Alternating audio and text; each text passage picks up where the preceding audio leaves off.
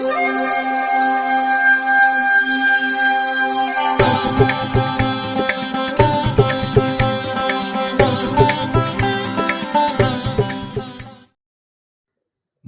வசந்தகாலம் YouTube channel வாயிலாக இந்த இனிய காலை பொழுதில் உங்களுடன் தொடர்பு கொள்வது ஜோதிடர் சண்முகப்பிரியன், சென்னை அடையாறிலிருந்து. இன்றைய நாள் சனிக்கிழமை, ஆகஸ்ட் மாதம் 17ஆம் தேதி, குரோதி வருடம் ஆவணி மாதம்.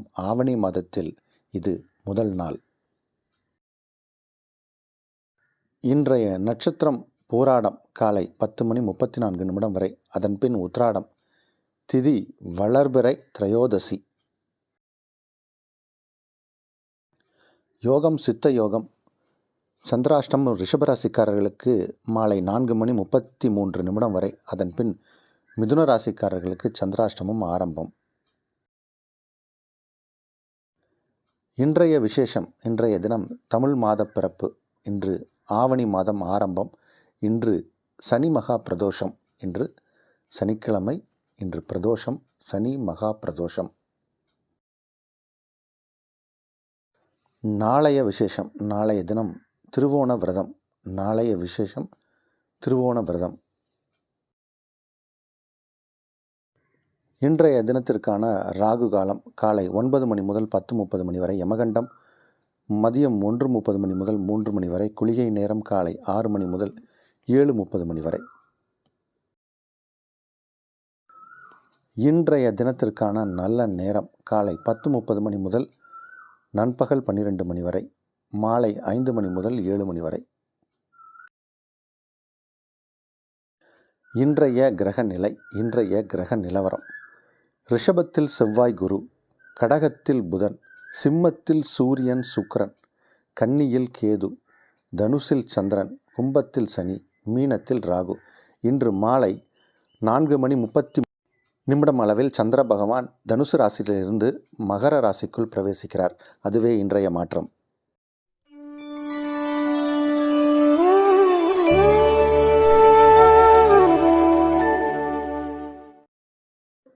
இன்று பிரதோஷம். பொதுவாக மாதம் இருமுறை வந்து போகும் இந்த பிரதோஷம். அதில் சனிக்கிழமையில் வருஷத்துக்கு ஏதாவது ஒரு முறை இல்லை இருமுறை வரும். இந்த ஆண்டு நமக்கு இன்று வருகிறது சனி பிரதோஷம். இது பொதுவாக நம்ம வருஷத்துக்கு ஒரு மாதத்துக்கு 2 முறை அப்படின்னா வருஷத்துக்கு 24 முறை வருவது அப்படிங்கிறது நம்ம எல்லாருக்கும் தெரியும். ஆனால் இந்த வருடம் முழுவதுமே நம்ம பிரதோஷம் அன்று சிவ ஆலயம் செல்ல வேண்டும். அங்கே இருக்கக்கூடிய அபிஷேக ஆராதனைகளை கலந்துக்கணும்.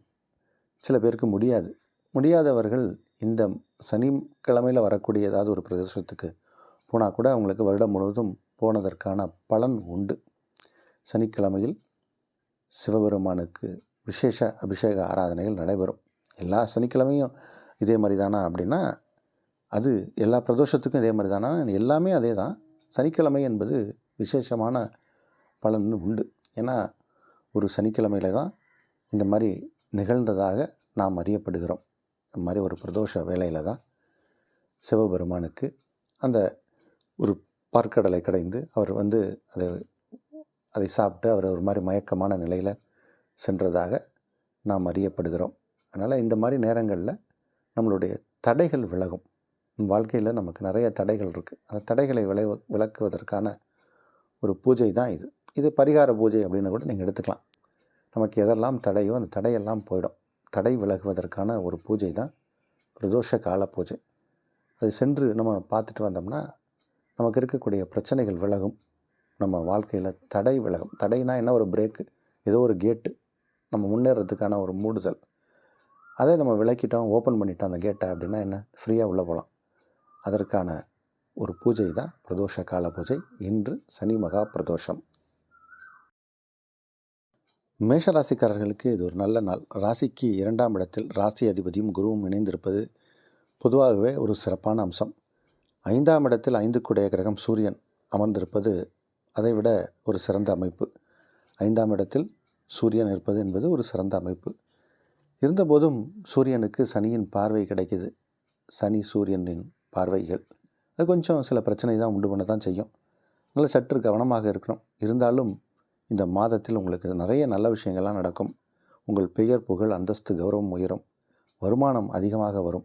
நல்ல நாள் இது. ரிஷபராசிக்காரர்களுக்கு 4ஆம் இடத்தில் 4 கூடிய கிரகமும் சுக்கிரனும் இணைந்திருப்பது ஒரு சிறப்பான அம்சம். சுக்கிரன் சனி பார்வை என்பது நல்ல ஒரு விஷயம். ஆனால் சனியும் சூரியனும் ஒன்றாக சமசப்தமமாக பார்த்து கொள்வது என்பது அவ்வளோ நல்ல ஒரு அமைப்பு இல்லை. அதனால் கொஞ்சம் கவனமாக தான் இருக்கணும். இருந்தபோதும் இந்த மாதத்தில் உங்களுக்கு நடக்க வேண்டிய நல்ல விஷயங்கள் எல்லாமே நடக்கத்தான் செய்யும். அதனால் கவனமாக இருக்கணும். கொஞ்சம் இருந்தாலும் இந்த மாதத்தில் உங்களுக்கு கிடைக்க வேண்டிய நல்ல விஷயங்கள் எல்லாமே கிடைக்கும். இந்த சூரியன் 4ஆம் இடத்தில் இருந்து சனி பகவான் பார்வையிடுவதால் சிலருக்கு நேரத்துக்கு சாப்பிட முடியாது. சரியான நேரத்துக்கு இந்த மாதம் ஃபுல்லாகவே ஆவணி மாதமே அப்படி தான் இருக்கும். சில பேருக்கு அஜீரண கோளாறுகள் வரலாம். வயிறு சம்பந்தப்பட்ட விஷயங்களில் பிரச்சனை வரலாம். சற்று கவனமாக உணவு முறையில் இருப்பது சிறப்பு. மிதுன ராசிக்காரர்களுக்கு இது ஒரு நல்ல நாள். இதுகாலம் வரைக்கும் ராசிக்கு 2ஆம் இடத்தில் இருந்த சூரிய பகவான் இப்போ 3ஆம் இடம் சென்று விட்டார். 3ஆம் இடத்தில் 3 கூடிய கிரகம். 2ஆம் இடத்தில் உங்கள் ராசி அதிபதி தனித்து இருக்கார். புதன் மட்டும் இப்போ தனியாக இருக்கார். 12ஆம் இடத்தில் செவ்வாய் குரு இருப்பது என்பது அது அப்படியே தான் இருக்குது. அதனால் செலவுகள் கொஞ்சம் குறையும். இப்போது வரவேண்டிய வரவுகள் வரும், செலவுகள் சற்று குறையும். நம்மளுடைய சேமிப்புகள் கொஞ்சம் உயர்வதற்கு வாய்ப்பு உண்டு. குடும்பம் அமைதியாக இருக்கும். குடும்பத்தில் இருப்பவர்கள் சந்தோஷமாகவும் ஆரோக்கியமாகவும் இருப்பார்கள். உங்களுடைய முயற்சிகள் வெற்றியடையும். திருமணம் சார்ந்த விஷயங்களில் ஒரு முன்னேற்றத்தை காணக்கூடிய நேரம் இது. நல்ல நாள் இது. கடகராசிக்காரர்களுக்கு ராசிக்கு 2ஆம் இடத்தில் சூரியன். 2 கூடிய கிரகமே சூரியன் தான். அவர் 2ஆம் இடத்தில் இருக்கார். 2ஆம் இடத்தில் சுக்கிரனும் இருக்கார்.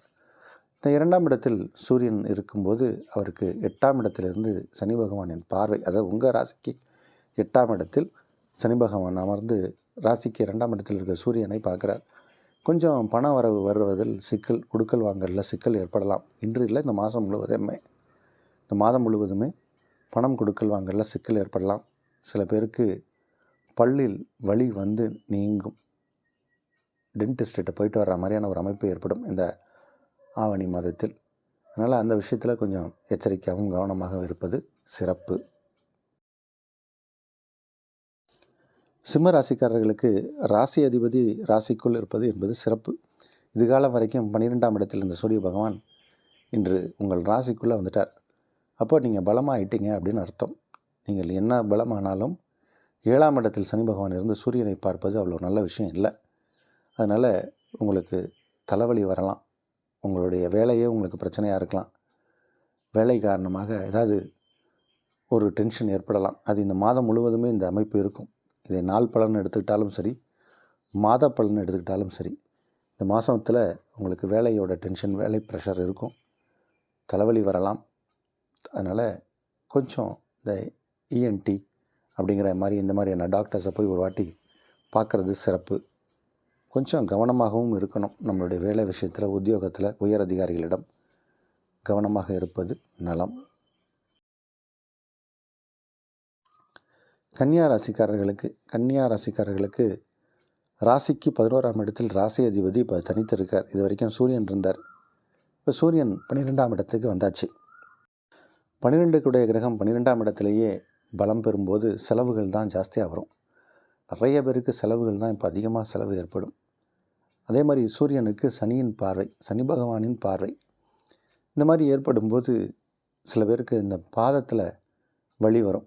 இந்த சில பேருக்கு ஆணிக்கால் அப்படின்னு ஒரு வியாதி இருக்கும். ஃபுட்டில் ஏதாவது ஒரு பிரச்சனை வரும். ஏதாவது ஒரு கால்களில், கணுக்காலில் ஆங்கிள் இன்ஜுரி, இந்த மாதிரியான ஏதாவது இன்ஜுரி ஏதாவது ஏற்படலாம். இந்த மாதமே இந்த மாதிரியான சம்பவங்கள் நடக்கலாம். இந்த மாதம் முழுவதுமே இதற்கான ஒரு விஷயம் ஏற்படும். சற்று கவனமாகவும் எச்சரிக்கையாகவும் இருப்பது சிறப்பு. ஏதாவது ஆர்த்தோ ஸ்பெஷலிஸ்ட்டை போயிட்டு வர மாதிரியான ஒரு அமைப்பு ஏற்படும். இல்லைனா டென்டிஸ்ட்டை போயிட்டு வர மாதிரியான ஒரு அமைப்பு ஏற்படும். சில பேருக்கு கண்ணில் கூட பிரச்சனை வரலாம். கவனம் தேவை இந்த மாதம் முழுவதும். துலா ராசிக்காரர்களுக்கு தொடர்ந்து உங்கள் ராசிக்கு 8ஆம் இடத்தில் செவ்வாய் குரு அமர்ந்து ராசிக்கு 2ஆம் இடத்தை பார்ப்பது நல்ல விஷயம். உங்களுடைய முயற்சி ஸ்தானத்தில் சந்திர பகவான். அதனால் முயற்சிகள் எல்லாமே வெற்றி அடையும். 11ஆம் இடத்தில் சூரிய பகவான் வந்தாச்சு. அந்த 11ஆம் இடத்துல சுக்கிரனும் இருக்கார். சுக்கிரனும் சூரியனும் 11ஆம் இடம் லாபஸ்தானத்தில் இருக்காங்க. அதனால் இது ஒரு நல்ல விஷயம். இருந்தாலும் சனி பகவானின் பார்வையில் 2 பேரும் இருக்காங்க, ராசி அதிபதி சுக்கிரனும் சூரியனும். அது கொஞ்சம் ஒரு மத்தியம பலன்தான். அதனால் கொஞ்சம் இன்றைக்கி இந்த மாதத்தில் இல்லை இன்றைக்கி வரக்கூடிய இந்த நாளில் வருமானத்தில் ஏதாவது ஒரு சின்ன தங்கு தடை ஏற்படும். அதனால் கொஞ்சம் யாராவது ஒரு அமௌண்ட்டு கொடுக்குறேன்னு சொன்னாங்கன்னா ஓரிரு நாட்கள் தள்ளி போகலாம். பணம் கொடுக்கல் வாங்கலில் சிக்கல் ஏற்படலாம். இது இந்த மாதம் முழுவதுமே இந்த பலன் பொருந்தும். இன்றைய நாளும் இது பொருந்தும். கவனமாக இருக்க வேண்டிய நாளும் மாதமும் இது. விருச்சிக ராசிக்காரர்களுக்கு ஜீவனஸ்தானத்தில் ஜீவனஸ்தானாதிபதி சூரியன் அமர்ந்தாச்சு. ஜீவனக்காரகன் சனி பகவான் ஜீவனஸ்தானத்தை பார்வையிடுகிறார், ஜீவனக்காரகனான சூரியனை பார்வையிடுகிறார். அதனால் கொஞ்சம் வியாபாரத்தில் ஒரு மந்த நிலை தான் ஏற்படும். இன்று மட்டும் இல்லை, இந்த மாதம் முழுவதுமே வியாபாரத்தில் ஒரு மாற்றம் ஏற்படும். ஏதாவது ஒரு பிரச்சனை காரணமாக ஒரு சில நாட்கள் நம்ம வியாபாரத்தை நிறுத்தி வைக்கிற மாதிரியான ஒரு சூழ்நிலை ஏற்படும், கடையை மூடி வைக்கிற மாதிரியான ஒரு சூழ்நிலை ஏற்படும். அதனால் கொஞ்சம் இந்த மாதம் முழுவதுமே கவனமாக இருக்கணும். இன்றைக்கி நாளே இந்த மாதிரி தான் இருக்கும். உங்களுடைய இஷ்ட தெய்வம், குலதெய்வம், வழிபாட்டு தெய்வத்தை வணங்குவது சிறப்பு. தொழில் நிமித்தமான பிரச்சனையை சந்திக்க வேண்டிய சூழ்நிலை ஏற்படும். கவனம் கவனம் கவனம். தனுசு ராசிக்காரர்களுக்கு சந்திர பகவான் ராசியை கடக்கக்கூடிய இந்த நேரம், இன்றைக்கி மாலை 4:33 வரைக்கும் சந்திர பகவான் உங்கள் ராசியில் தான் இருக்கார். பிறகு தான் ராசியை கடந்து செல்கிறார். அந்த நேரத்தில் தான் பிரதோஷ பூஜை நடக்கும் 4:30 மணி அளவில். அதனால் கோயில் சென்று வாருங்கள். இன்றைக்கி பிரதோஷ பூஜையில் கலந்து கொள்வது என்பது ஒரு சிறப்பு. பிரதோஷ கால பூஜையில் கலந்து கொள்வது சிறப்பு. உங்கள் ராசிக்கு 9ஆம் இடத்தில் சூரியன், 9க்குடையவன் 9ஆம் இடத்துல. இது உங்களுடைய தந்தை ஸ்தானம், தந்தைக்குரிய கிரகம் தந்தை ஸ்தானத்திலே இருக்கார். அதனால் அப்பாவோட ஏதாவது ஒரு கொஞ்சம் நெருக்கத்தில் ஏதாவது ஒரு சின்ன பிரச்சனை ஏற்படலாம். ஏன்னா உங்கள் ராசிக்கு 3ஆம் இடத்துல இருந்து சனி பகவான் சூரியனை பார்க்குறார். அதனால் தந்தை மகன், தந்தை மகள், இந்த மாதிரியான ஒரு அமைப்பில் ஏதாவது ஒரு சிறு விரிசல்கள் ஏற்படலாம். பேச்சுவார்த்தையில் ஏதாவது கடினத்தன்மை ஏற்படலாம். கொஞ்சம் கவனமாக இருக்கணும். தந்தை சார்ந்த உறவுகளாலும் சிலருக்கு பிரச்சனை ஏற்படலாம். பூர்வீகத்தில் ஏதாவது வில்லங்கங்கள் ஏற்படலாம். இது இந்த நாள் பலன் மட்டுமல்ல, இந்த மாத பலனும் இதே தான். கவனம் தேவை. மகர ராசிக்காரர்களுக்கு 7ஆம் இடத்தில் புதன் தனித்து இருக்கார். இப்போது 8ஆம் இடத்தில் 8க்குடைய கிரகம் சுட்சேத்திரமாக பலமாக ஆறார். பொதுவாகவே இதை நம்ம வருஷம் நம்ம பலன் சொல்லும்போது சொல்லுவோம், இந்த மகர ராசிக்காரர்களுக்கு ஆவணி மாதம் அவ்வளோ சிறப்பாக இருக்காது. ஏன்னா ஆவணி மாதத்தில் சூரிய பகவான் 8ஆம் இடத்தில் பலமாகி உட்கார்ந்துருவார். இந்த ஆவணி மாதம், சித்திரை மாதம்லாம் அவ்வளோ சிறப்பாக இருக்காது இந்த மகர ராசிக்காரர்களுக்கு. போதாக்குறைக்கு சூரிய பகவானை சனி பகவான் 2ஆம் இடத்துலேருந்து நேர்முகமாக 7வது பார்வையை பார்க்குறார். அதனால் நிறைய பேருக்கு இந்த உங்களுடைய உடம்பில் மர்மஸ்தானம்னு சொல்லக்கூடிய இடங்கள், மறைமுகமாக இருக்கக்கூடிய இடங்கள், ப்ரைவேட் பார்ட்ஸ், அதில் பிரச்சனைகள் வரலாம். முதுகு எலும்பில் பின்னாடி ப்ராப்ளம் ஏற்படலாம். இது இந்த மாத பலனும் கூட. இன்றைய பலனும் அதே தான், இந்த மாத பலனும் அதே தான். கவனமாக தான் இருக்கணும். நீங்கள் அதிக எச்சரிக்கை, அதிக கவனம் தேவை. சில பேருக்கு மனரீதியான பிரச்சனையும் ஏற்படும். நம்ம பேசும்போது வார்த்தையிலையும் சில கடினத்தன்மையை உபயோகித்துருவோம். வெளியே பேசும்போது ரொம்ப கவனமாகவும் எச்சரிக்கையாகவும் இருக்கணும். செலவுகள் ஏற்படக்கூடிய நாள் என்று இந்த நாளில் செலவுகள் ஏற்படும். வயிறு சம்பந்தப்பட்ட பிரச்சனைகள் விலகக்கூடிய நாள். கும்பராசிக்காரர்களுக்கு 7ஆம் இடத்தில் சூரியன், ராசிக்குள் சனி பகவான், 7க்குடைய கிரகம் 7ஆம் இடத்தில். அதே மாதிரி 7ஆம் இடத்தில் சுக்கிரன் 7ஆம் இடத்துல இருக்கிறது ஒன்றும் பிரச்சனை இல்லை. ஆனால் இப்போ சூரியன் 7ஆம் இடத்துல வரார். சூரியனுக்கு சனியின் பார்வை. 7ஆம் இடம் என்பது நம்மளுடைய களத்திர பாவம், நம்மளுடைய பிஸ்னஸ் பார்ட்னர்ஸ். நம்ம அலுவலகத்தில் இன்றைக்கி யாரெல்லாம் சந்திக்கிறோமோ அவங்கெல்லாம் 7ஆம் இடம் தான். அப்போ இன்றைக்கி கொஞ்சம் நம்மளுடைய வெளிவட்டார பழக்க வழக்கங்களில் சில மாறுதல்களை சந்திப்போம். அது இந்த மாதம் முழுவதுமே இருக்கும். நம்மளோட நல்ல ஒரு கார்டியல் ரிலேஷன்ஷிப்போட நல்ல ஃப்ரெண்ட்ஷிப்பாக இருக்கிறவங்க எல்லாருமே கொஞ்சம் மனஸ்தாபத்தை காட்டலாம், கொஞ்சம் முகம் சுளிக்கலாம். அதனால் எல்லோரிடம் கனிந்து பேசணும், கொஞ்சம் கவனமாக இருக்கணும். அந்த மாதிரியான ஒரு அமைப்பு தான் இந்த மாதம் முழுசுமே இருக்குது. சற்று எச்சரிக்கையாக இருக்க வேண்டிய மாதம் இந்த நாள். ஒரு சிறப்பான நாள். மீனராசிக்காரர்களுக்கு 5ஆம் இடத்தில் புத பகவான் 4க்குடைய கிரகம் 5ஆம் இடத்தில். 5ஆம் இடம் என்பது உங்களுடைய பிள்ளைகளை சொல்லக்கூடிய இடம். அங்கே புத பகவான் அமர்ந்திருக்கார்.